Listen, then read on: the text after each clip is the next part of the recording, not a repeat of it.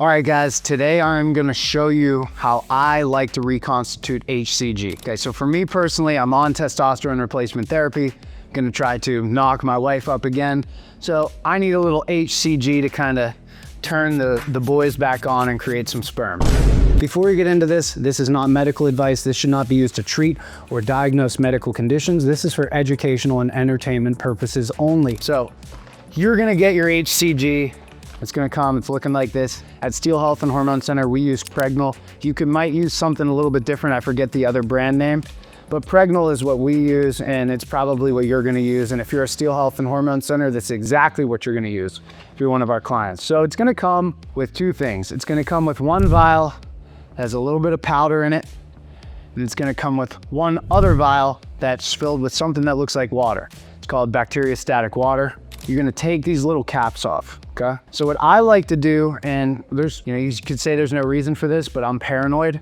I've never taken a bad shot, never gotten an injection. I better knock on wood. And I think it's because I'm super anal about making sure everything is very clean. So I already wiped off this surface. There's nothing wrong with that. Now I'm gonna use an alcohol prep pad, and I'm gonna clean off the areas where I'm gonna puncture the actual multi-dose vial. This one is only a single dose, but I still wipe it off. Make sure that there's no bacteria anywhere. I'm gonna use this single-use disposable syringe, 10 mLs. I'm gonna open this up. And this is where people screw up. So when you start to reconstitute HCG, you might notice the first time you did it, that when you put the bacteriostatic water into the actual HCG, into the powder, and you pull the needle out, it's like a geyser. You lose a whole bunch of HCG and you're like, what the hell did I do wrong? I followed the direction. So this is how I like to do it. I use this, and I believe this is a 23 gauge, so it's pretty large. You're never gonna inject with something like this, but we're gonna use it just to make this reconstitution a little faster. So I like to, not a lot of people do this, but it's worked very well for me. I like to draw a little more than 10 mLs 10 cc's, that's just what we're gonna call it, of air out of the actual powder vial, because I'm gonna create a negative vacuum in here to make it easier to reconstitute with the water. That way I'm not gonna have that massive geyser and I lose like 3 weeks worth of HCG. So I'm gonna puncture this right in the center. You'll see there's a little circle on there.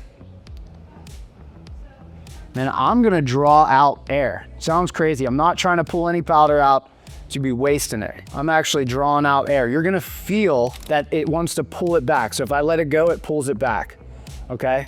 There is a little bit of negative pressure in there already, but I wanna create a little bit more to avoid that geyser effect.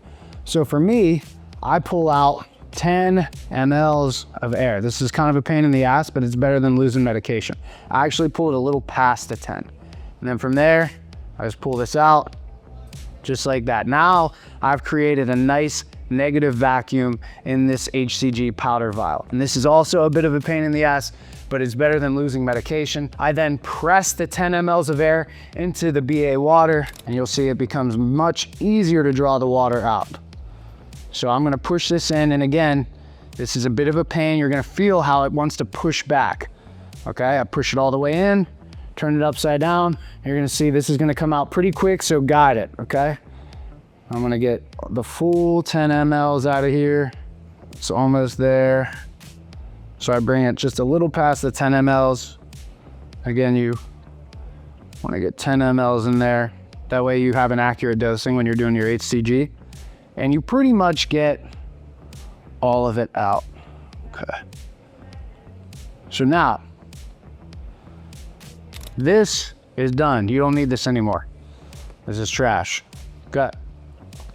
Now what I'm gonna do is I'm gonna put the water into the actual powder, and that negative vacuum is what's gonna pull this water in pretty quickly. Now, some people get very nervous thinking that the water hitting the HCG is gonna destroy it. HCG is sensitive, but I haven't seen anything to say it's that sensitive, and the guys that we coach to do it this way, I mean, their sperm count goes pretty high, so I don't think we're ruining a lot of HCG.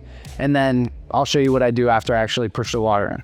So again, I'm gonna put this right into that circle right here. You're gonna feel it starts to pull. So be ready. I'm slowly pushing this in. Don't be surprised, look, there's a little bit of feedback there. There's still a little bit of pressure. So I might let some air come out. So I'm not drawing any water. My needle is above the actual water, but I'm trying to get as much air out as I can to avoid that geyser effect. Okay.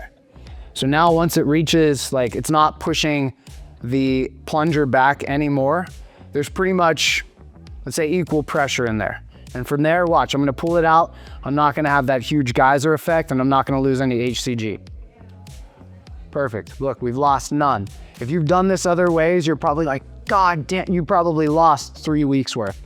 None lost now. Okay, so now I do not like to shake the HCG. So it's not super sensitive, but it's still kind of sensitive. So for me, I just roll it just like this. And I just kind of roll it until all the powder is broken up. We're good to go. And I might roll it before I inject it too. It's pretty well constituted. You probably don't have to do that. But again, that's what I do. And then make sure you refrigerate this stuff. So that is how I like to reconstitute HCG without losing any of the medication. If you've learned anything in this video, do me a favor, like the video. If you're interested in content like this, don't forget to subscribe. If you are interested in becoming a patient, go on my website, Steele Health and Hormone Center, center spelled re.com. I'm mostly creating this content for people that are already patients of our clinic, but if you're not and you are interested, like I said, go on our website, fill out a contact form. We will be in touch within 24 hours. Thanks for watching, guys, and I'll see you in the next video.